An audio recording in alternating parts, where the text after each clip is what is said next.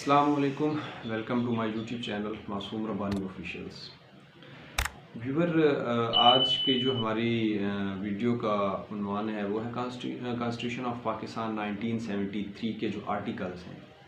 सबसे पहले मैंने इसके प्रीएम्बल के ऊपर मैंने वीडियो बना ली है जो कि ऑलरेडी मेरे चैनल के ऊपर मौजूद है। सो आज इसके आर्टिकल्स की बारी है जो कि हम स्टार्ट कर रहे हैं।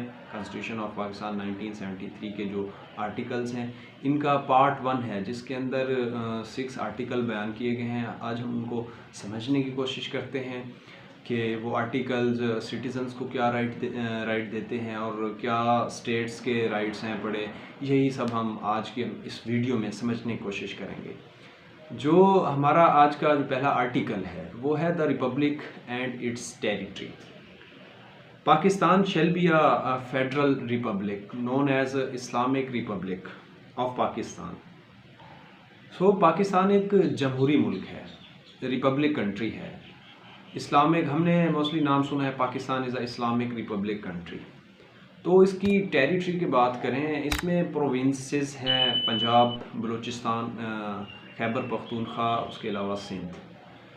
इसके अलावा इसका जो है इस्लामाबाद कैपिटल टेरिटरी है जो कि फेडरल कैपिटल है, यानी वो किसी प्रोविंस का हिस्सा नहीं है, वो फेडरल कैपिटल है। इसके अलावा जो है such states and territories as or may be included in Pakistan whether by accessions or otherwise.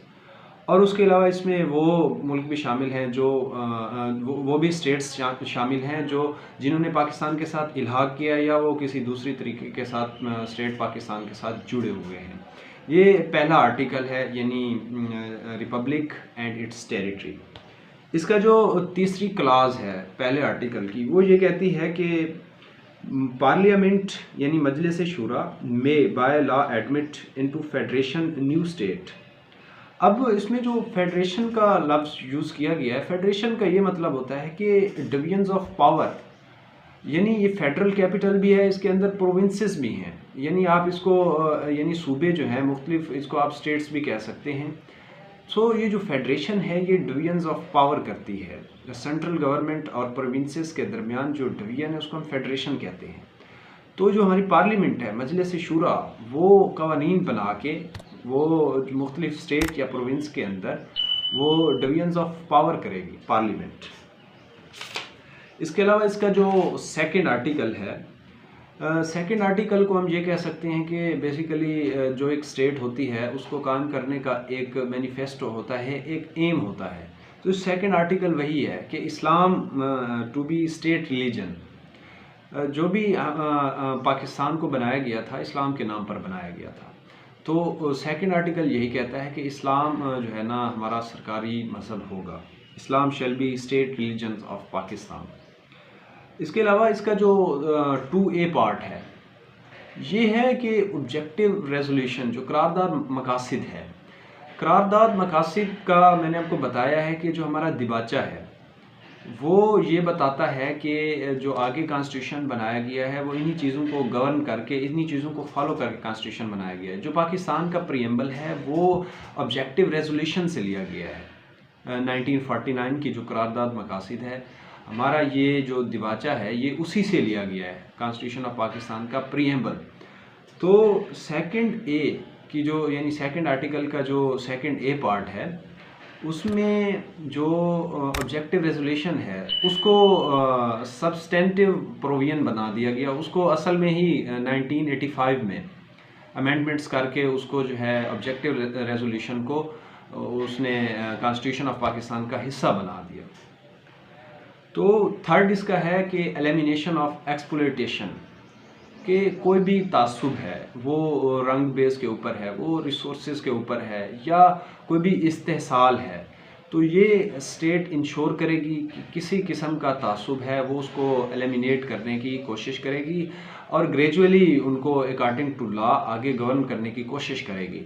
जो कॉन्स्टिट्यूशन ऑफ पाकिस्तान है उसका आर्टिकल 3 ये कहता है कि elimination of exploitation, the state shall ensure the elimination of all form of exploitation and gradual fulfillment of fundamental principle and from each according to his ability to each according to work, जिसके अंदर जितना potency ability होगी उसी के मुताबिक उसको काम दिया जाएगा। तो इसके अलावा इसके बाद है आर्टिकल 4 जो कि अहम आर्टिकल है। वो ये कहता है कि right of individual to be dealt in accordance with law.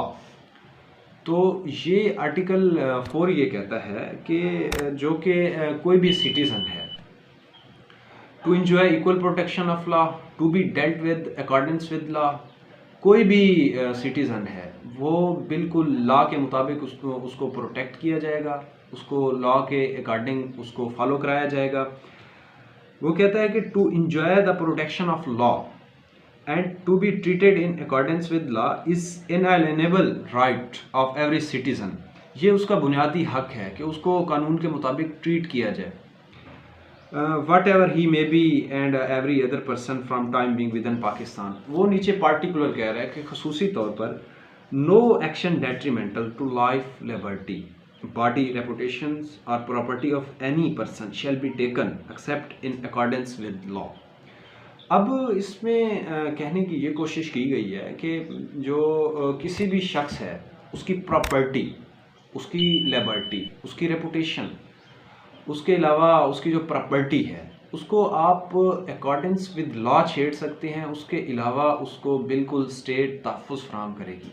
अब अकॉर्डेंस विद लॉ का ये मतलब है कि अगर उसके ख़िलाफ़ कोई भी मामला है उसकी एक प्रॉपर उसकी ट्रायल होगा, फेयर ट्रायल होगा, उसकी प्रॉपर हेयरिंग होगी। यानी जो भी पाकिस्तान के अंदर जस्टिस सिस्टम है उन तमाम को फॉलो किया जाएगा। उसके बाद तमाम उसके जो प्रॉपर रिज़ल्ट्स हैं वो उसको सुनाए जाएंगे, उसे बताया जाएगा कि आप इस चीज़ में गिल्टी हैं।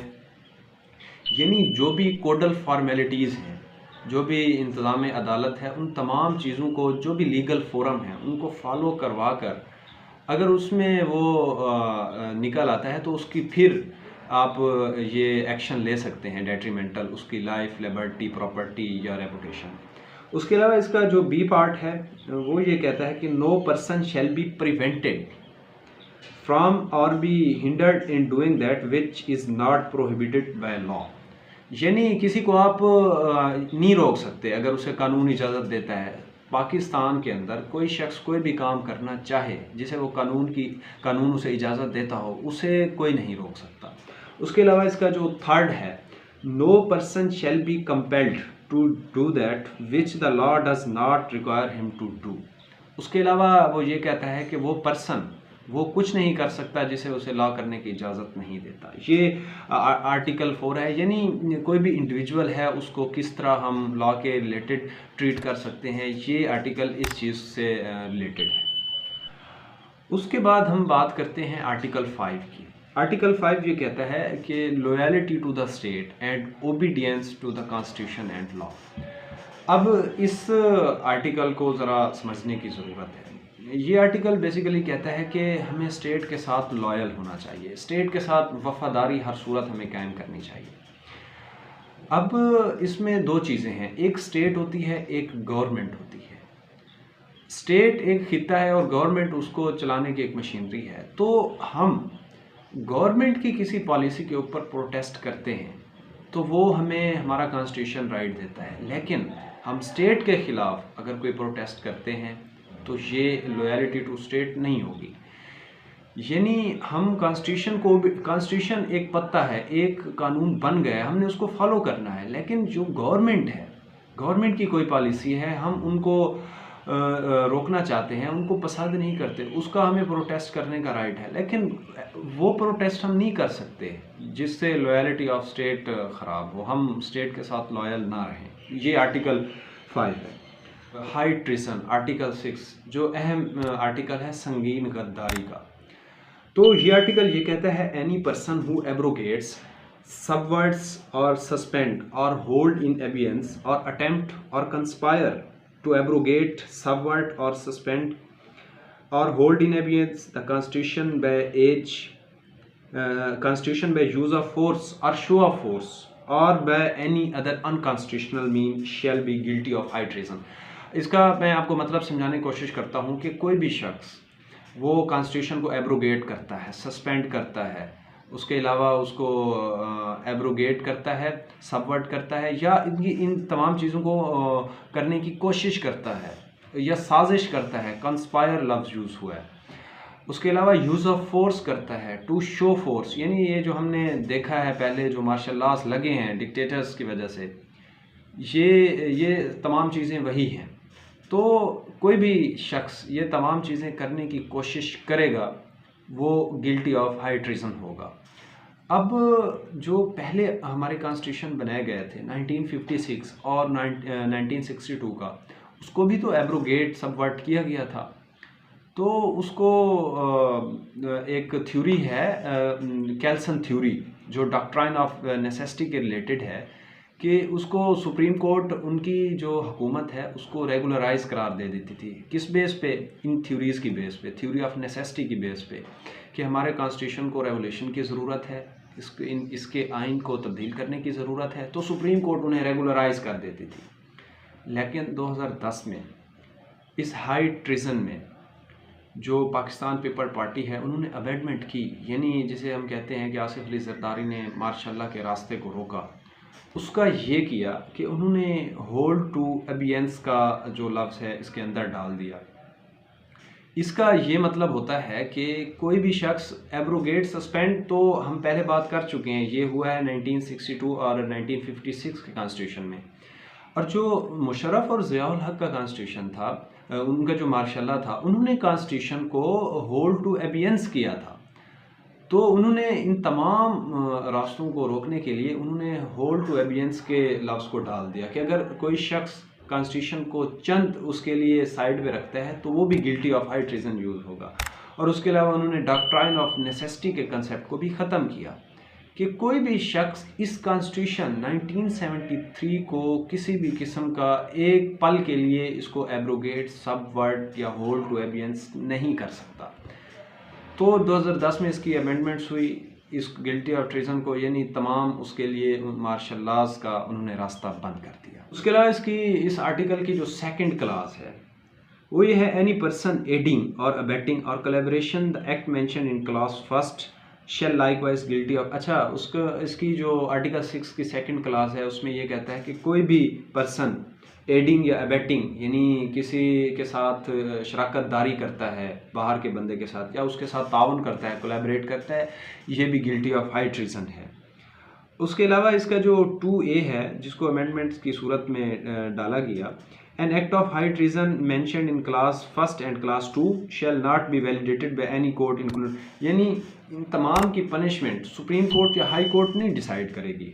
थर्ड में दिया गया है कि parliament Majlis Shura shall by law provide for punishment of person found guilty of high treason, यानी इसकी जो पनिशमेंट है वो पार्लियामेंट डिसाइड करेगी, ना कि सुप्रीम कोर्ट या हाई कोर्ट। व्यूअर्स, आज का जो हमारे आर्टिकल हैं वो इख्तिताम को हुए। होप कि मेरे व्यूअर्स को ये तमाम चीज़ें समझ आ गई होंगी। ये जो कॉन्स्टिट्यूशन है ये भी स्टेट के अंदर जो लागू किया जाता है, इसका यही मकसद होता है कि सिटीज़न, इनका जो सिटीज़न होता है स्टेट का, उसे ये कॉन्स्टिट्यूशन समझने चाहिए आर्टिकल, ताकि वो इसकी जहाँ भी खिलाफ वर्जी हो या उसके साथ खिलाफ वर्जी हो उसको रोक सके। तो ये हम सब के लिए है कि हमें कॉन्स्टिट्यूशन का पता होना चाहिए, कॉन्स्टिट्यूशन हमें कौन से राइट देता है।